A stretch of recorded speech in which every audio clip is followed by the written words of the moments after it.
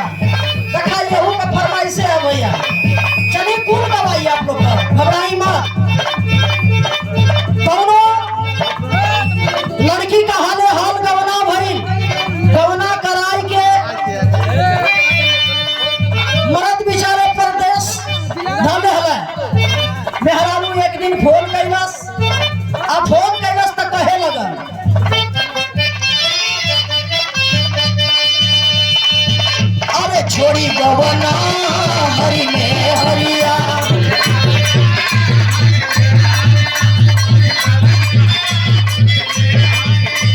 अरे छोड़ी गवना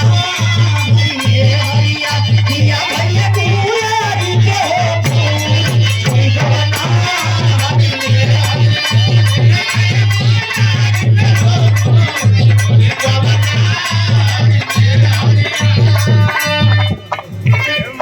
ये देखे बीस गवना हरी में हरिया,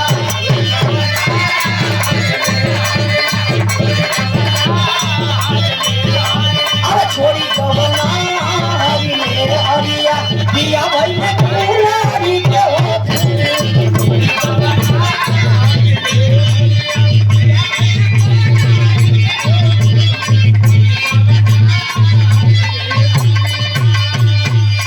अरे पवनी सवतिया मरिए बपतिया, अरे पवनी सवतिया मरिए बपतिया, अपनी गुजरिया के कहिला तू सुनी सुनी लागले से जलिया, सुनी सुनी लागले से जलिया, पिया भई में फूलाई के हो सुनी सुनी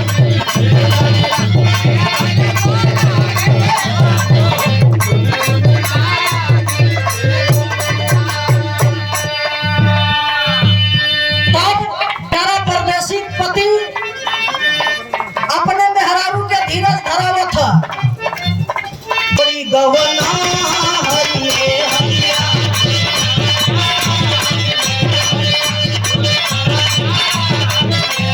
अरे छोड़ी गवना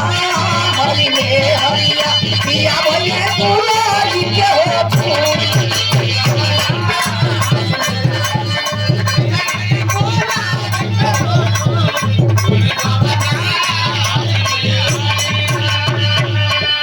पवनी सवतिया मरले बपतिया, पवनी सवतिया मरले बपतिया, अपने गुजरिया के कहिला तू सुनी सुनी लागले से जरिया, सुनी सुनी लागले से जरिया, दिया भले फूलाई के